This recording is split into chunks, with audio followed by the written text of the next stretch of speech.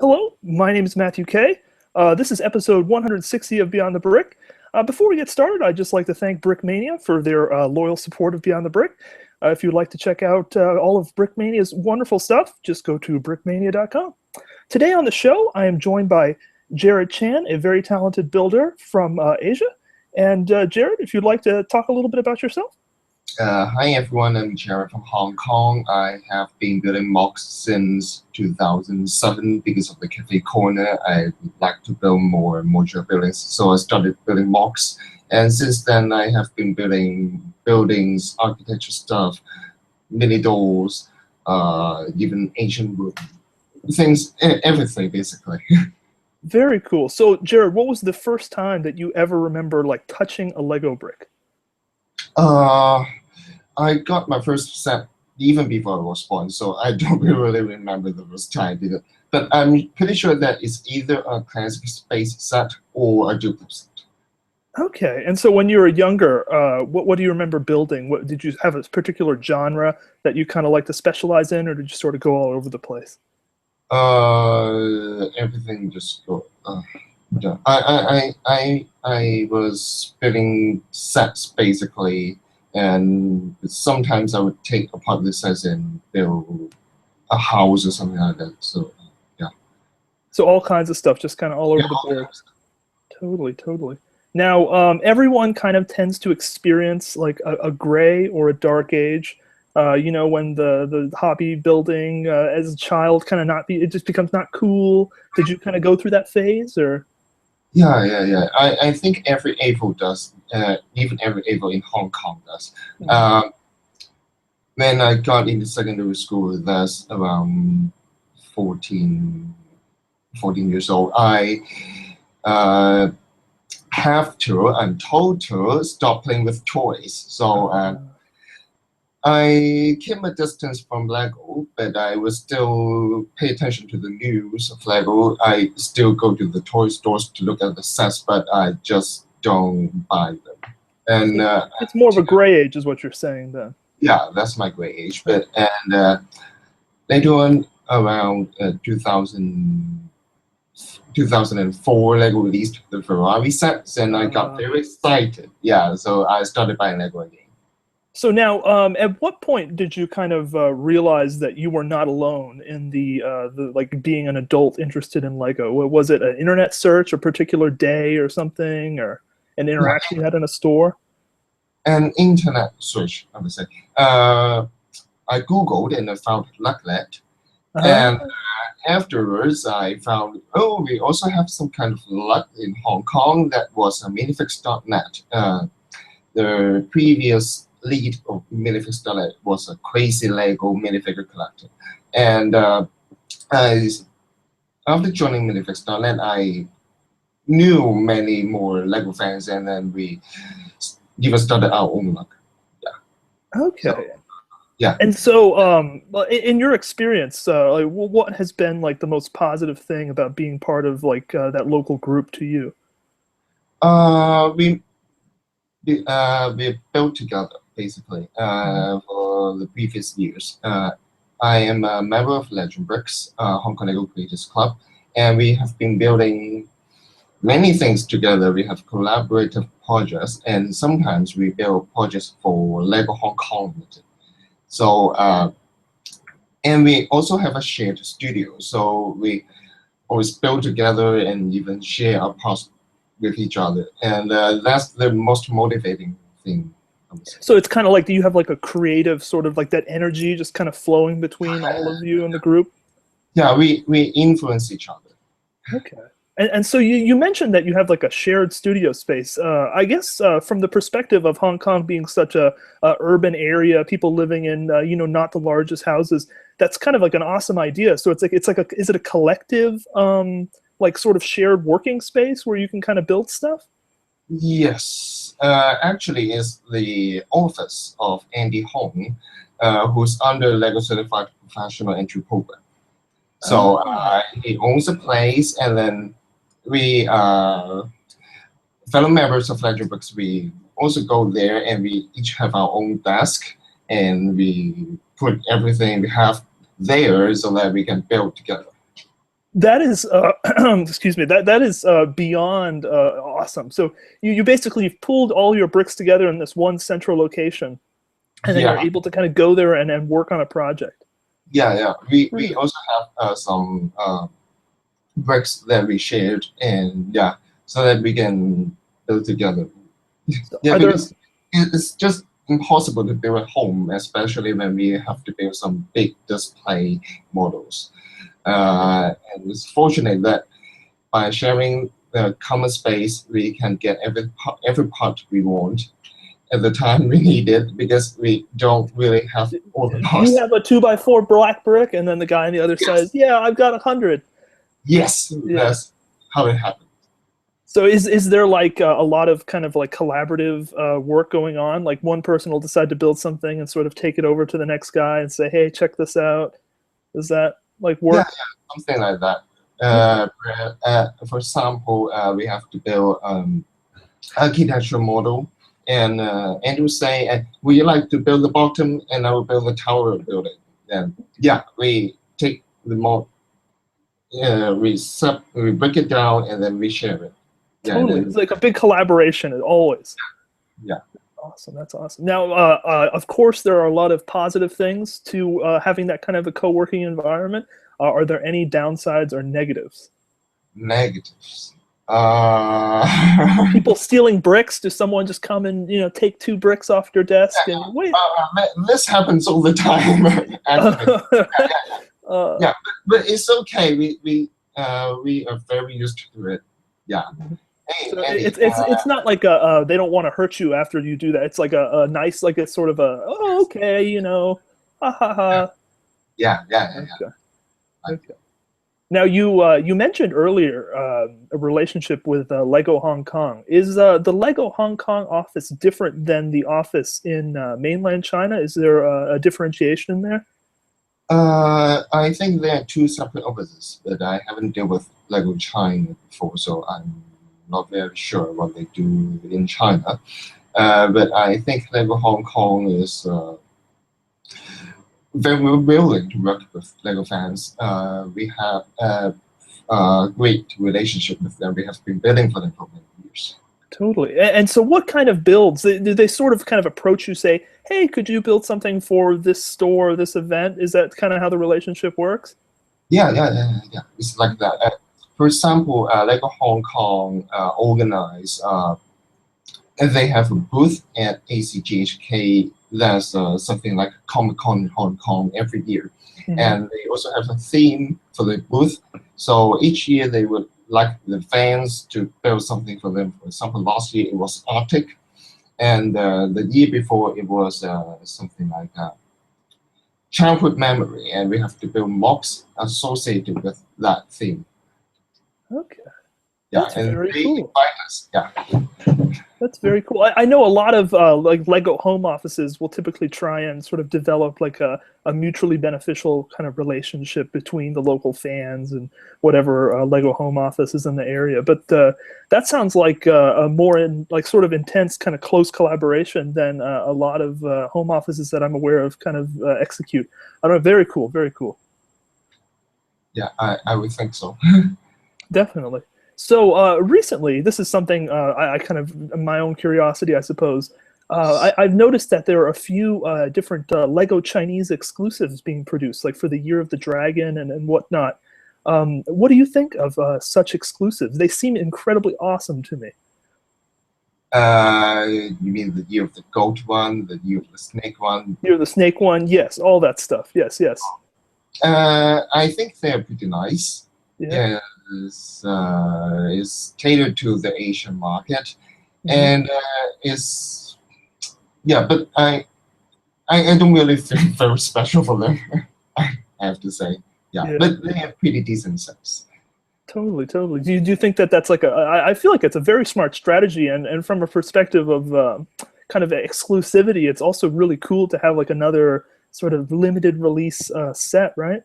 Yeah, yes, but I think it's quite strange that the people that are actually looking for these exclusive ones Are the Europeans or the Americans, but not the Asians. So the people aren't like fiending. This is not like a big thing in the news. Oh my gosh! Like there's this exclusive It's not Lego a big set. thing in Hong Nobody- Kong. Yeah. Yeah. I don't know why, but we are just not very excited about these sets. That's interesting. That's interesting. Now, for me, in America at least, and I know even in Europe, I would say Lego sort of has a perception as like a premium toy, something that's like a little bit better than competitors, stuff like that. Is that kind of true in your region, Hong Kong, or do you feel like it doesn't have that same kind of value or brand value? It's also a premium toy in Hong Kong. Actually, Lego is pretty expensive in Hong Kong. How expensive? I would love to know. It is expensive, but it's relatively cheaper than other regions in Asia. Okay. Yeah, it is. I think the price in China is double, even more than the price in Hong Kong. That is unimaginable. But so when you mentioned that kind of premium sort of atmosphere, is it something that a lot of children are able to enjoy, or is it more of kind of like a upper middle class sort of kind of thing? Upper middle class, I would say. Yeah, because the price in Hong Kong is, I think, 20% more than the price in US, and not many parents can afford to buy Lego for their children. So, but a lot of adults are buying Lego now. So is it a common hobby to have then? Because I know for at least in the United States and many places, it's becoming kind of an accepted thing, to be an adult fan. I think the Lego movie with Will Ferrell serving as an adult fan of Lego in the Lego movie, it's kind of becoming an accepted thing. Is it like an accepted thing? Yes, an accepted thing, and it's even a cool thing. Because of the exclusive sets, I would say the tumbler, the Ferris wheel, the fairground mixer, the modular buildings, teenagers and even big adults are all fascinated by these sets, and they think it's cool to have such a set displayed at their homes. So there's like a real cool factor to it. Yes, Lego is very cool in Hong Kong. Some people would buy these sets even though they are not a Lego fan, because they think Lego is cool. That is very, very interesting. I mean, I've heard of similar things kind of occurring, across the world. That's interesting that there seems to be that dynamic. Very cool. Well, I guess now I would like to take the time to talk about some of your creations, if you'd like. Oh, yeah, sure. All right. So first off, I think we should talk about the SpongeBob and Gary mock that you did. And this is like a SpongeBob-related cartoon kind of character build. What inspired you to make this? My friend, actually. I have a friend who likes SpongeBob and Patrick Star after going to the SpongeBob movie. But unfortunately, I can't build a SpongeBob because I don't have the right color. So I just built SpongeBob and Gary for him. Very nice. And it looks like you've kind of snotted it together. You have studs going a lot of different directions. What does the core of the build look like? Are you kind of using a bunch of different snot bricks, like 1x2, 1x1 with stud on side? Yeah, 1x1 with stud on one side, basically. Oh, very cool. Very cool. So that's a real solid, you can kind of, there's no fragility to it, right? Yeah, it's quite solid, I would say. Very cool, very cool. And I love the use of the Fender kind of guard as the mouthpiece. Thank you. Very nice, very nice. Awesome. And I guess we'll move on to another one. If you'd like to talk about your Toy Story Money Train Chase Coin Bank, that is a really cool build. Does it have play functions? Thank you. I'm sorry that I don't have it with me now. That one, I have been trying to build something that is related to our daily life. I have a memo pad before, and I think with a toy with the coin bank, I would try to incorporate something that's more cute, I would say. And I think Toy Story is cute, and then suddenly that Toy Story 3 scene popped up in my mind. So I want to build a Toy Story coin bank, and then I remember that the bridge exploded in the movie, so maybe I should make the bank explode as well. So I just built the coin bank. It really has like a very cool factor to it, because not many people build coin banks out of Lego, and you know, to incorporate that Toy Story into it, and it sort of ties in with the movie, and it's just a lot of. I think it brought a smile to my face the first time I saw it, and I imagine many people feel similarly. So very nice. Thank you. It just happened by chance, I would say. Totally, totally. So when you're in the process of putting together a creation like the coin bank, or a creation like the SpongeBob build, what is your process of sort of conceptualizing the build and sort of laying out the framework before you kind of sit down? Do you involve a lot of sketching, drawing? What's your creative process like? I don't do a lot of sketching because I do make a rough draft on paper, but I would spend most of my time listing out the things that I think would make the mark attractive, or the key distinctive features. I will list them out, write them on a paper, and when I build it, I will check them off, and I will delete them or add new things that I would think that is good for the mark. And yeah, I will pretty much basically revise the draft all the time, so a draft doesn't really mean a lot to me, since I would change the mark anyway. Very cool. So you list out like objective things that you kind of want to hit with the creation, and then make sure that you're, you know, checking each one as you build. Yeah, yeah. Very cool. Very cool. Do you tend to keep like a technique palette on your desk, or like different sort of techniques that you can use sort of mocked out, like two parts, the way they go together, and you try and remember that for future creations? I don't have this collection, but I do have a box of scrapped ideas. Scrap there, exactly. Yeah, okay. I built something, but I don't need it right now, so I put it in a box, and then maybe something I will need it, and I will pull the box and see. Oh, maybe this one is good. The box is instant inspiration, right? I think that's the term. Yeah.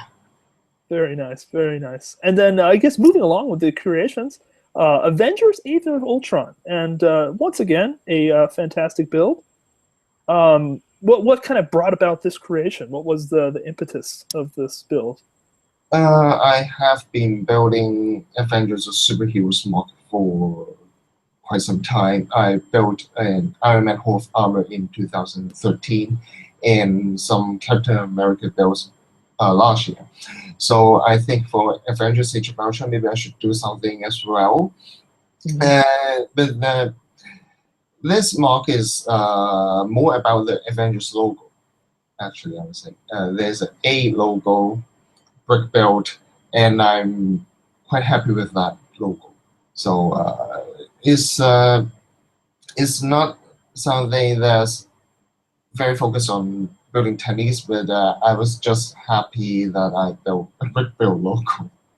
Totally. And the brick built logo really kind of it's what sets the creation off, if you will. It's like seeing it. It looks like a sticker, and then you look closely, and oh no, it's Lego. So Yeah. Also, I really enjoyed the base construction, like you mentioned. It really is like the base is almost as much of the creation as the stuff on top of it, right? Yes, I'm more happy about the base than the top, actually. I was influenced by collectible figures. Not Lego collectible figures. I'm not sure if you have heard of action figures. Sure. By Hot Toys in Hong Kong. They collectible figures, 12 inches tall, and they all have a fancy base. So I got the inspiration from that. Totally. It's I mean, it's something that's sort of you put it on a table instead of just looking like, oh well, that's just something Lego-y. It sort of has a presence to it. You know, it's sitting up on this kind of pedestal, and you have the logo at the front. Really sort of polishes all together. Yeah, it looks way better this way. Now, I've spent a lot of time sort of putting Lego, those angle pieces together and trying to figure out geometry, and it always just sort of blows up in my face. But you've figured out some very nice geometry with this build. What does the internal structure that kind of holds those plates together at an angle look like? Um, the base is built with Technic bricks, and but the angle was just the hinge plates. It's Okay. just the hinge plates make the angle, and then the uh, how do you call that? Is it also a hinge plate? Yeah, just hinge. Sort of hinge plate in, and then you just have it sitting there, right?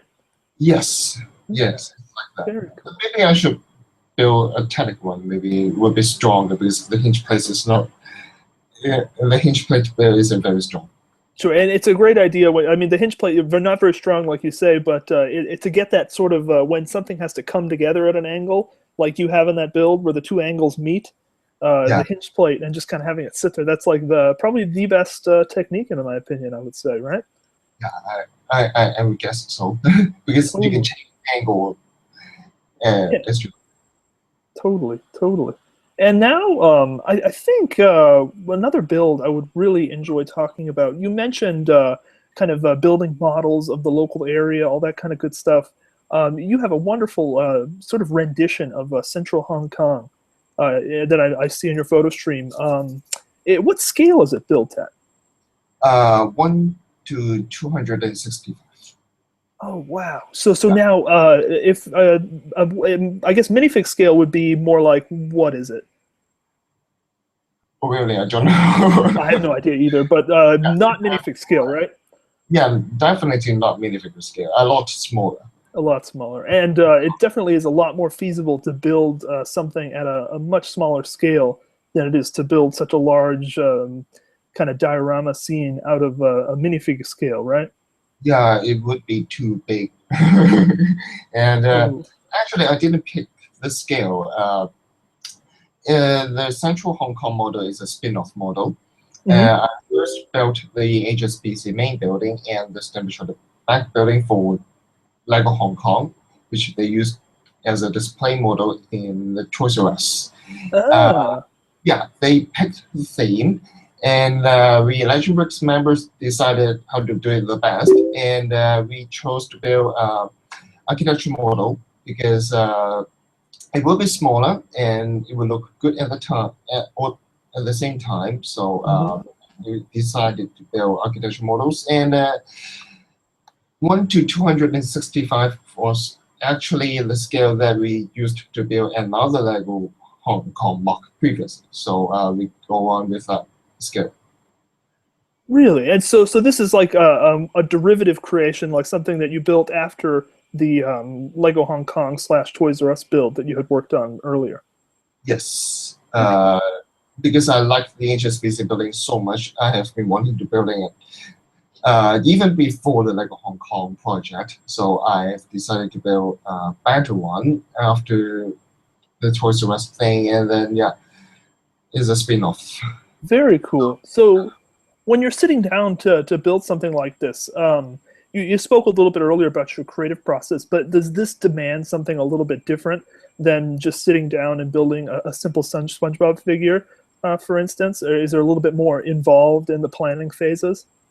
Yes, we have people specializing in calculating the scale, the height of the building, so that we don't have to do it all by ourselves and make mistakes. And after every building is built, we put them together and then let's see, okay, this building is not good, this building is a bit too fat, a bit too tall, and then we will modify them.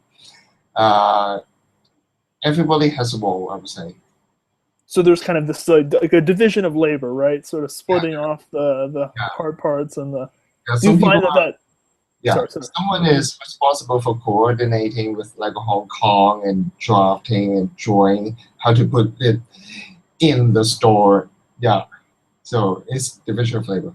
Very good division of labor. So do you find that works out best, or do you have a certain instances in which you wish, oh, well, I wish I could do that job, or are the rules rigid, I guess, or are you kind of sort of free form? If someone does something on one project and then that kind of changes as you kind of go through different projects?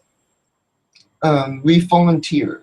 And most of the time, the best guy volunteer for the best job. So I'm pretty happy how things turned out. Totally. So you put the best person up for whatever position and just run with it, right? Yes. Yes. Totally. All right. And I think next build to talk about, they're a public housing building from 1970s Hong Kong. What is this build? It's a public housing building in the 1970s, and it was very special moment of time in Hong Kong because the 1970s is commonly regarded as the golden age of Hong Kong, the people nowadays. Everyone was poor at that time, but it was also somehow the happiest time in Hong Kong because everyone, even though they don't live rich and they have to struggle to live, but they know how to make best use of the time and the family and things. I don't know how to say that. There's a nostalgia for the time period. Yeah. Okay. And it was built for a building competition in Hong Kong last year. So before I was born, so I have to do a lot of research on the 1970s. Yeah. So looking back through old photos, what sort of source documents were you able to find? Was it archived photos, all that kind of stuff? Yeah, newspaper cutting, archive photos, site visit to old public housing building. Yeah. So this is a site of a great historic reverence or thought in Hong Kong because this is the first public housing block, right? Pretty much the first one. Yeah. Okay. And so it's interesting. In the United States, public housing can sometimes have a negative connotation, but it appears that is not the case in Hong Kong, correct or no? Actually, the living environment is not good. At least for that particular building. Mm-hmm. People have to share flats. Two families have to share one flat. So, but people live happily together. That's what makes it special because the neighborhoods, the relationship between neighbors is very good. They have dinner together, and even though they don't have a private shower, private toilet, they still live together very well. That's what makes me think the 1970s is a very special moment in Hong Kong. And so you would say that that's not the case right now in Hong Kong. It's a very urbanized, sort of inhuman sort of environment. Is that the kind of? Yes, I would say. And so one of my favorite things about your build, and I think it sort of resonates with what you're saying about it being such a highly regarded time period, is the playground scene at the front. And you have some really cool different structures at the front of this building. What kind of different playground toys or rides, I don't know, playground slides, all this kind of stuff? Roundabout, a seesaw, and a climbing thing. I don't know how to call it. It's like the thing you monkey bars or something, or like it's a circular. Yeah, a monkey bar, and kids are flying kites and they play. Yeah. Very cool. Yeah, it's some wonderful different sort of techniques that you've utilized on these different playground structures. Were these different techniques and designs that you conceptualized yourself, or were you able to kind of see other people's work and sort of base your builds off of what other people have done? I don't really look at people's creation unless I have to. Most of the time I develop my own ideas because I think it's better this way. If I use other people's ideas, then I can't think how to build properly or challenge myself the next time. So I build my stuff. I build my own stuff, and yeah, it's like that. Sure. So you kind of take the stance of wanting to be as original as possible. So you you challenge yourself to kind of limit yourself to only thinking about what you can think of, and that's about it. Yes, I Very think it's interesting. Now, the structure of the building, I see in the background of the building that you have 2x2 tiles to just kind of hold up the a stairwell or something like that. What kind of snot work was involved in sort of executing this structure? still. Uh, it's not a 2x2 tile. The stairwell is just basically two wide bricks built it from the bottom to the top. Yeah. Oh, okay. It's And so it gives it that sort of tile effect? yeah. But it's a modular building. Every floor can be taken apart. Hmm. Oh, okay. So I do see there's like a clear separation on the balcony levels and everything. You can kind of clearly see that there are like divisions. So it does it comes apart in a modular fashion? Yes. Ah, very nice, very nice. Now, one of the best things about the build, in my opinion, you have a lot of sand green tiles on the front. Those are very hard to come by. When you're trying to source parts for your build, and you're not able to find them within the Legend Bricks environment, what's your like first stop for parts? Is it Bricklink or is there somewhere else? Local Lego retailers. We have a shopping mall that is full of toys and is almost dedicated to Lego.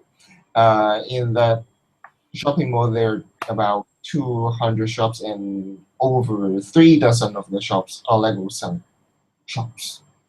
And Oh, yeah, basically, people go to that shopping mall to buy Lego. It's a famous place. It's called Inns Point in Yau Ma Tei. Many people come there to buy Lego, even foreigners, because that place has pretty much everything you need.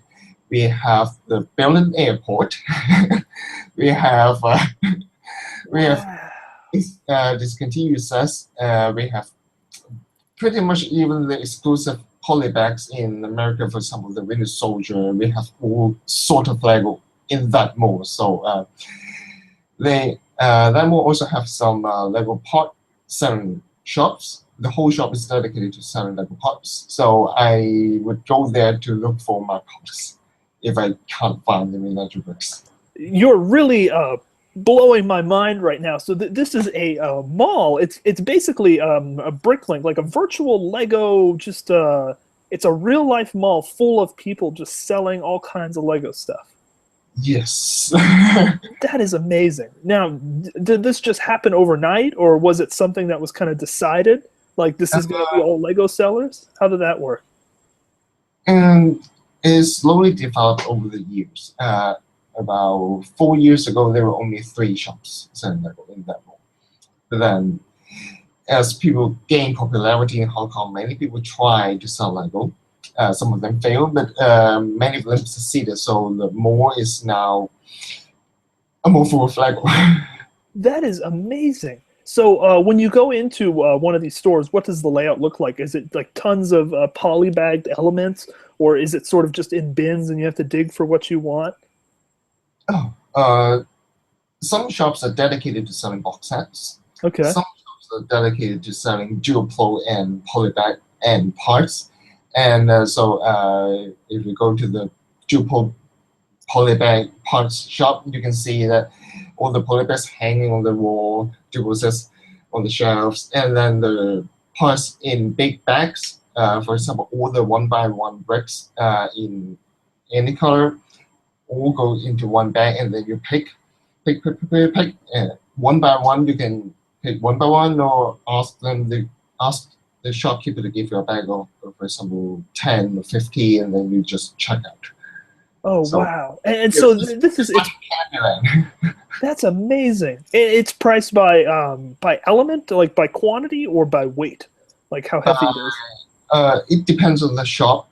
Some shop price it depending on the type of the part, but not by quantity. Some shop charge it depends on by quantity and by the type, but not by the weight.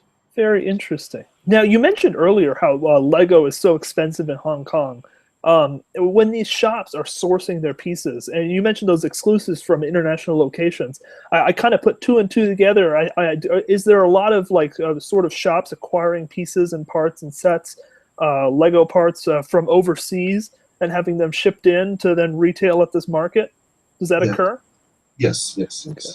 People, shop owners would even travel to Berlin to get the airport and travel overseas to US, to Europe to buy a helicarrier because it's still not available in Hong Kong, or ask their relatives or their friends to ship the helicarrier back to Hong Kong so that we can get it firsthand.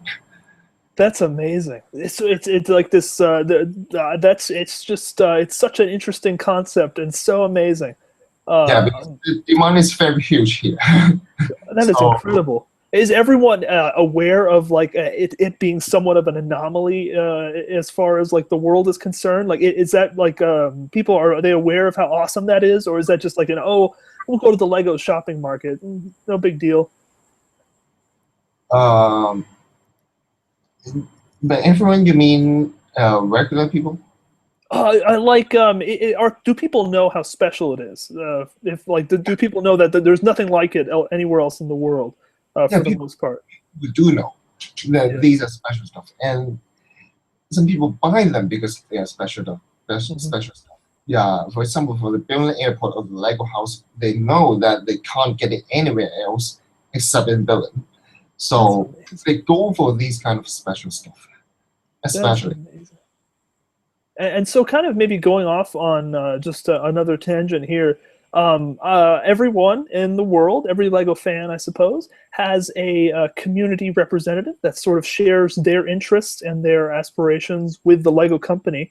I believe that your community representative is Jan Bayer, correct? No, I'm not the community representative. Legend Bricks Lucky Ambassador is William Wong. Okay. Yeah. But the person at the Lego company that represents your interests to the Lego company, like your Lego community representative, I guess is what I'm trying to say. Is that Jan Bayer? Is the Does Jan Bayer serve as your like community manager? I guess is my question. Oh yeah, Jan Bayer, yes. Okay. I think I was proposing that question wrong. So have you ever met? We've had Jan on the show before. A wonderful, wonderful guy. Has he been to any of your events before?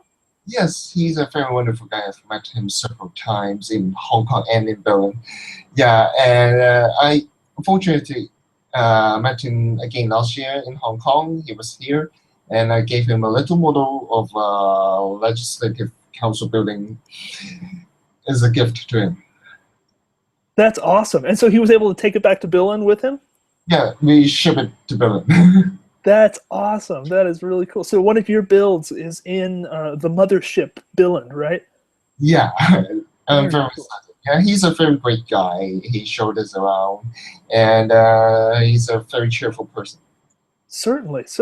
And when he came to Berlin, what was that like? Was it kind of really cool to have someone from Lego like at your event?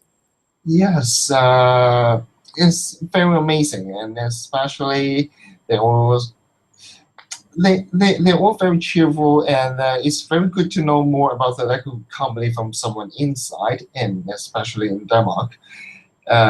So it's very exciting. Actually, I met him back in 2012, I think, the first time. Very cool. And so over those years, you've gone to Berlin to see him. He's come to your events, all that kind of stuff. Yeah, he visited our events, our display models, in, for example, the Toys R Us, and he visited the shared studio, of course, and yeah. That's awesome. That is awesome. Very cool. And I heard recently, I believe, that they announced that a new position was going to be created for the Asia region, so that Jan's zone will no longer extend all the way to Asia. Are you aware of that development, or is that correct? I'm not sure myself. Yes. I think a new position is being opened in Shanghai. Okay. And so that'll be able to kind of facilitate like an easier access. So I guess you'll be able to see more of this new person because there won't be so much travel involved, right?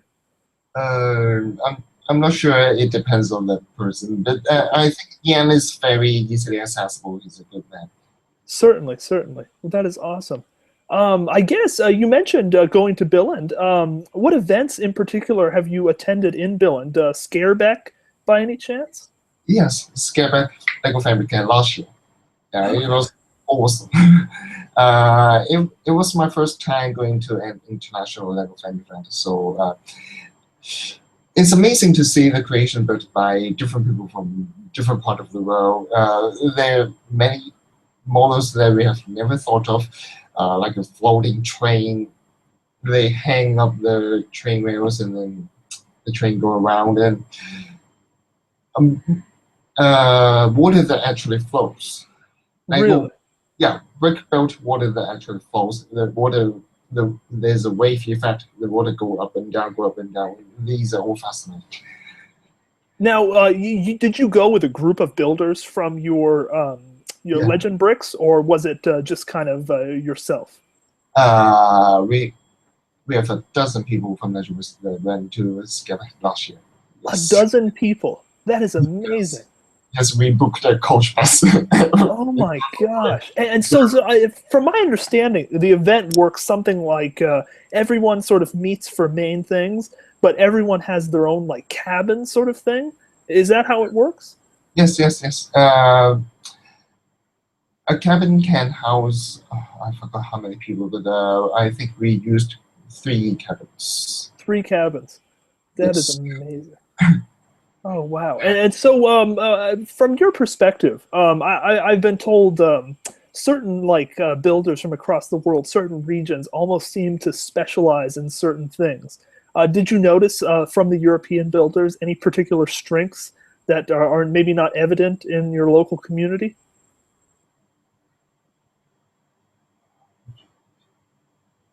Like, do they build something better? Did you notice lots of really big castles, and maybe there's not so many of those in your local community of Legend bricks in Hong Kong? Yeah, I think they build things that actually move. Oh. For some of the manufacturing ones, the tech ones, they build better than us, I would say. Okay, that's interesting. Perhaps because not many of us are building tech stuff, and that's something that I think we should do more. So was the event kind of an eye-opening experience to be able to say, oh wow, like all this stuff, and like you came back to your hometown, your home, like re-energized, ready to build new stuff? Yes, it's a very wide eye-opening experience, and it also helped us make better events, because in Hong Kong, Legend Bricks hold a Bricks Adventure every year. It's a brick show. We put our models and mocks there, and then people come and visit us and look at the models. But we never have the idea of doing an AVO dinner. Oh. Yeah, so we learned what makes Skærbæk special, and then we try to do it again in Hong Kong, and try to make Hong Kong fan community a better place. So you're able to kind of use some of the ideas that you witnessed there and sort of take that back home and just make your own event that much better, right? Yes. Very cool. Is there anything else that sort of stood out to you? I myself have never been. I do look at the photos every year. It seems like a fantastic event. What stood out to you as being like the most unexpected thing that happened? Retailers selling long discontinued Lego stuff. Oh, so like really old vintage products. Yes, we all went crazy because we have never seen things like these before. Those may be common parts to people in Europe, but we have never seen many of those sets or parts in Hong Kong, and they sell them so cheaply. So like this is like a 50-year-old Lego brick, and they're just getting rid of it for nothing. Yeah, that's amazing. I think a lot of people kind of say things like this, like Europe is like the source of all these old Lego elements, and for something, for instance, like the Module X bricks, those little tiny architectural elements. Yes. The people in Germany, like they'll have several thousand in their basement, and it's just someone's grandmother, and they just get rid of them. Yeah, so definitely, I think you're right. Europe is the source of all amazing old Lego. Yeah.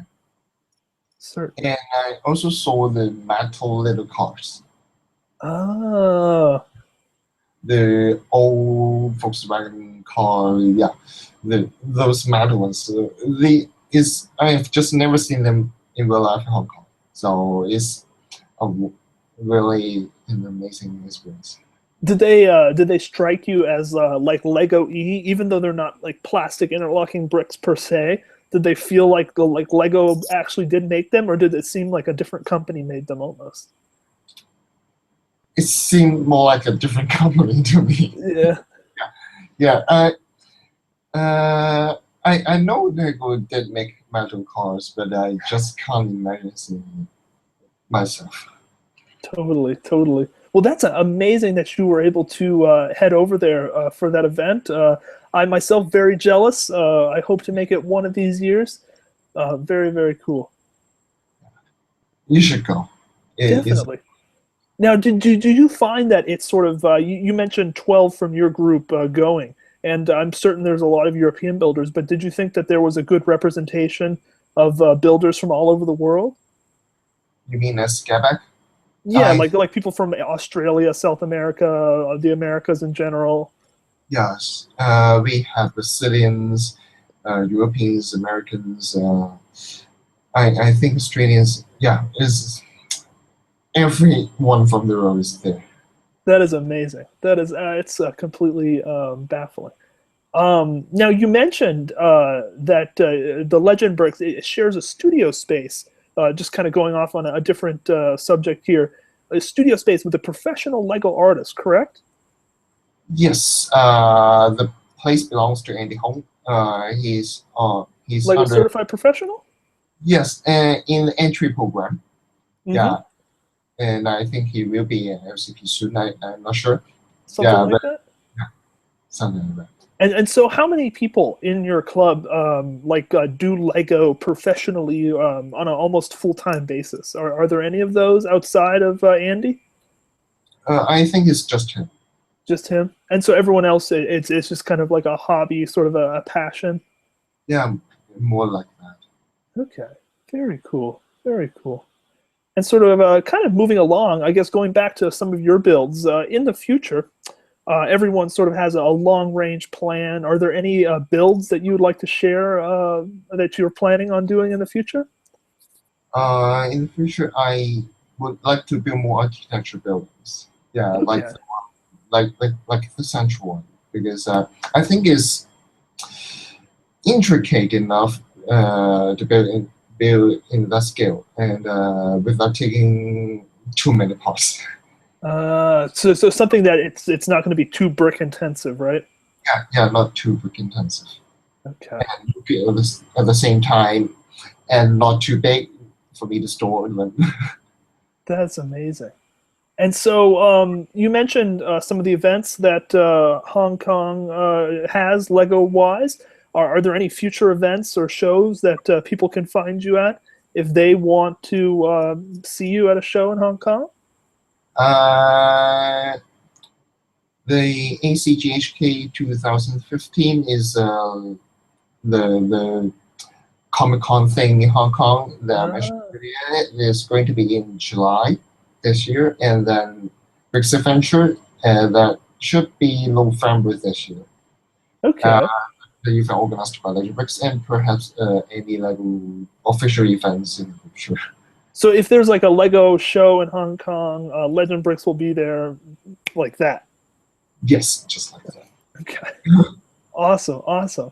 And so a lot of people have different funny, sort of weird, maybe interesting stories from going to Lego events or Lego conventions.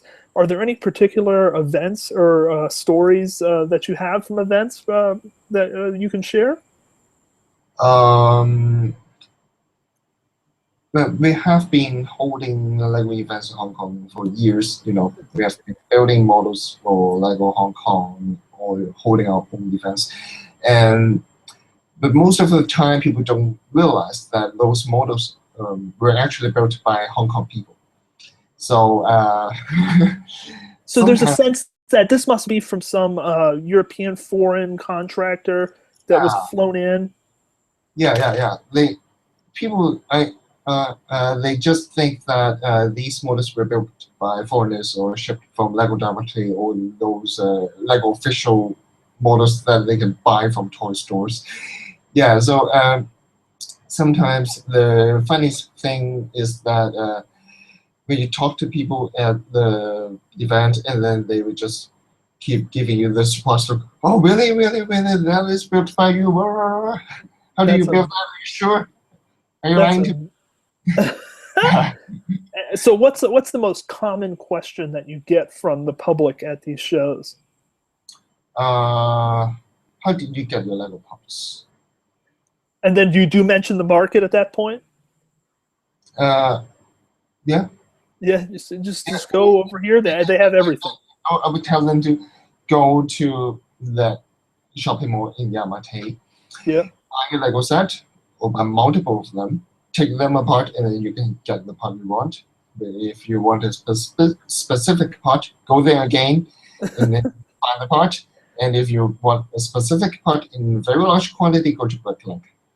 I see. Very interesting. That is amazing. And now, I guess moving along, you mentioned how you build your collection. For you personally, what do you find as being the single most beneficial source of Lego elements for your builds? The single most beneficial source. Where you get the most, where do you find that you do your most buying? Is it online, Bricklink, Lug Bulk, through the market, through the shopping mall?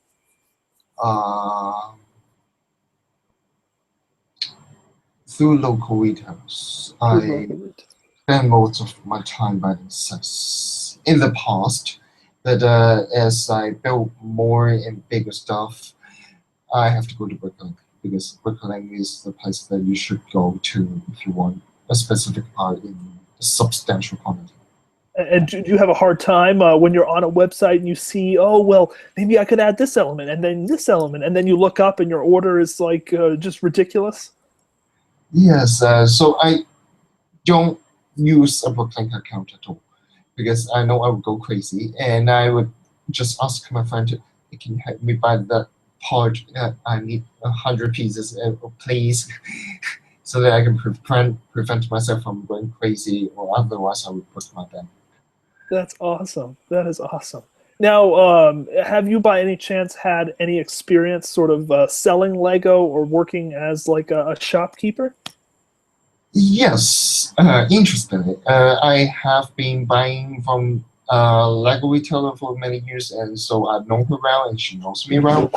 When she goes and traveling, she will ask me to help her. Can you do shopkeeping for me for a few days? And I will, okay, yeah, sure, of course. And it's pretty funny to do shopkeeping in Hong Kong, because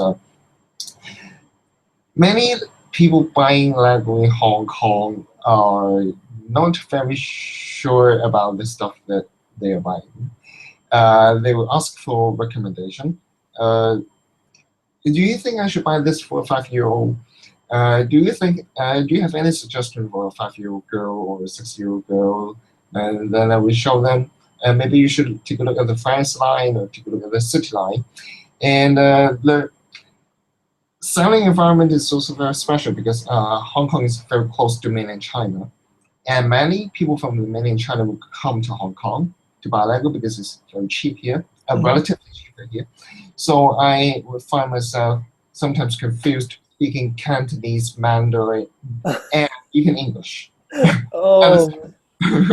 Oh, so it sounds like that's a demanding job, right? Yes, quite demanding. That is amazing. When people come in, are there any sort of weird customers, like odd sort of a client? Yes, some people don't realize that Lano blocks are not Lego. And then they would ask, do you have this thing? And I would have to say, no, it's not Lego. That's amazing. So there's a little bit of confusion going on. Yes. Okay. And sometimes people would just come in and ask silly questions. they would ask for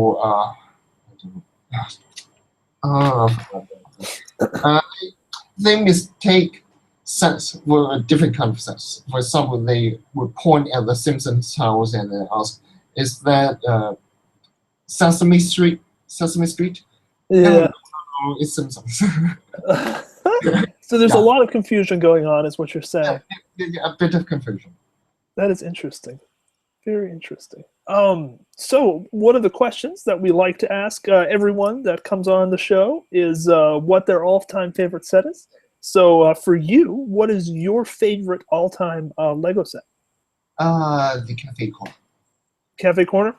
Yes, it may not be the most interesting set of all time, but it started my whole mock life. I started doing mocks after Cafe Corner was released. I started by doing modular buildings, and the Cafe Corner had a lot of interesting building techniques and great colors, so it's my favorite set. And so it was something that was like a departure from typical Lego sets, right? It's just like it's a building, it's large. Is that what kind of made it interesting for you? Yes, it just a dream come true, I would say. I've always wanted to build a proper Lego town. The citizens are, I would say, a bit too small, junior-ized. Mm-hmm. And the Cafe Corner is really a proper building that you will see in daily life in Europe. Totally. So, it looks like it's right off a Parisian street, right? Yes, I think so. So that set just blows my mind. Very cool. And now, so by that same token, it's also interesting to know what would your favorite fan-created model be? I would say it's a series of Hello Kitty dolls built by Snyder. I'm not sure if you know them. I believe, and correct me if I'm wrong, but I want to say that Schneider came to Brick Fair, Virginia, either not last year, but a year before then in Virginia in the United States. Is this correct? Yes, I think so. He brought along a tan porcelain horse. Yes, he did. I remember that build. And I'm remembering now, I think he gave me his business card over dinner, which was fantastic. We were having a dinner and came over, I shook his hand, and he handed me his business card. It was, he's a very, very nice man. Yeah, he's a nice man. And he built amazing models. You know, all those doors, animals. He's really good at making cute and lively things. He's really mastered, like like you said, animals and just organic forms, you know? Yes, organic forms. And he's good at building stuff on all sides. That's a technique that I still can't quite understand because it's, yeah, I really can't see how he pictured building stuff with stuff on all sides. It's just so unusual for me. So is he when he was at Brick Fair, everyone was very, very happy to see him, and his reputation preceded him. You know, people knew him even though they had never met him before, just because his builds are so well known online. Is his presence felt equally in Hong Kong? Yes, he's a master here, and everyone knows him. That is awesome. That is very cool. So do you think that you'll be making it to any American events in the same way that Schneider has? I really hope so. I can't promise anything, but I really would like to come. Is there any particular event that you have your eye on in the United States? I don't have any particular event. No, okay. Well, I'll recommend all of them. They're fantastic. BrickCon, Brickworld, and Brick Fair. Yeah, I've seen the photos. They're all crazy. And by that same token, I myself, one day, I hope I'll be able to make it to Brick's Adventure, something like that Legend Bricks hosts. One day. Just alone. Yeah, you can always drop by. Definitely, definitely. And so now, to kind of finish this off here, it's always great to know what someone's dream Lego set would be. If you could have any Lego set ever, what would you want? I would want one set that is designed by me. So something that you made, that would be your favorite Lego set. Yeah, that would be my favorite Lego set. And so something through Lego Ideas or something through just like a normal set? As a Lego designer, I don't know. I think everyone wants to be a Lego designer. This is most likely true. I think it is the #1 aspirational job for people, right? Dream job. Dream job. Yes. Dream job. Yeah, Well, Jared, I've met some Lego designers last year at Skærbæk, and I think they have a very good job. And the environment in Berlin is very nice, and I think they are all very nice people, and I think it would be very happy to work there. certainly. I think it's many people aspire to be a Lego designer. It's like like you said, a wonderful environment to work in, and a lot of ability to express your creativity, right? Very cool. Well, I think, Jared, that finishes us off. Thank you so much for coming on the show. I really appreciate it. It was awesome to be able to learn more about you and your community. Thank you. Thanks for inviting me and having me, Matthew. Alrighty, thank you so much. And that was episode 160 of Beyond the Brick. Be sure to subscribe so you can check out more episodes as we post them. Thank you. Bye-bye. Bye.